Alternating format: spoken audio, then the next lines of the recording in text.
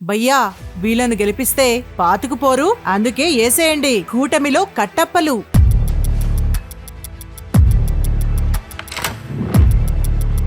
ఆంధ్రప్రదేశ్లో కూటమి ఏర్పాటైంది. కానీ నేతల్లో మాత్రం సఖ్యత కనిపించడం లేదు. బయటకు మాత్రం తాము మద్దతిస్తున్నట్లు చెబుతున్నారే తప్ప ఒకరినొకరు సహకరించుకునే పరిస్థితి క్షేత్రస్థాయిలో కనిపించడం లేదు. ఒకసారి చేజారిన నియోజకవర్గం మళ్లీ మన చేతికి వస్తుందో రాదో అన్న ఆందోళన నేతల్లో ఉంది. అనేక నియోజకవర్గాల్లో ఇదే పరిస్థితి నెలకొని ఉండడంతో అభ్యర్థుల గుండెల్లో రైళ్లు పరుగులు పెడుతున్నాయి. ఆంధ్రప్రదేశ్లో టీడీపీ, బీజేపీ, జనసేన కలిసి పోటీ చేస్తున్న సంగతి తెలిసిందే. ఈ మూడు పార్టీలు నియోజకవర్గాల్లో తమ పార్టీ అభ్యర్థులను ప్రకటించాయి. బీజేపీ 10 శాసనసభ స్థానాల్లో, జనసేన 21, టీడీపీ 144 స్థానాల్లో పోటీ చేస్తున్నాయి. అయితే బీజేపీ, జనసేనకు కేటాయించిన స్థానాల్లో మాత్రం టీడీపీ నేతలు సహకరించే పరిస్థితి కనిపించడం లేదు. గతంలో పొత్తులో భాగంగా కోల్పోయిన నియోజకవర్గాలు ఇప్పటికీ మన చేతిలోకి రావన్న భావన టీడీపీ నేతల్లో బలంగా ఉంది. ఒకసారి ఈ నియోజకవర్గంలో జనసేన కానీ బీజేపీ కానీ గెలిస్తే తర్వాత ఎన్నికల్లోనూ ఈ నియోజకవర్గాల్నే కోరతాయని,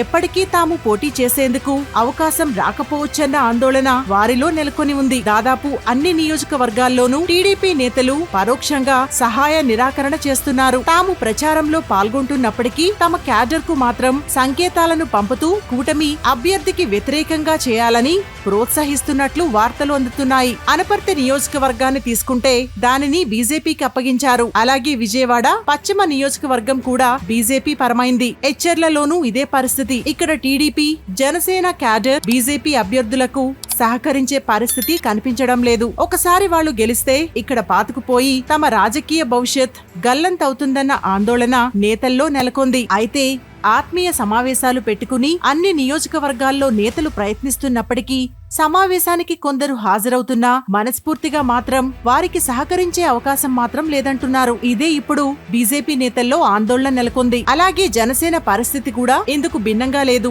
జనసేన జెండా ఒకసారి ఇక్కడ ఎగిరితే ఇక తమను పట్టించుకోరని కూడా నేతలు భయపడిపోతున్నారు. అనేక చోట్ల క్రాస్ ఓటింగ్ జరిగే అవకాశం ఉందన్న సమాచారంతో అభ్యర్థులు తమ అగ్రనేతలకు మొరపెట్టుకుంటున్నారట. జనసేన అధినేత పవన్ కళ్యాణ్ స్వయంగా పోటీ చేసే పిఠాపురంలోనే ఈ పరిస్థితి ఉందంటున్నారు.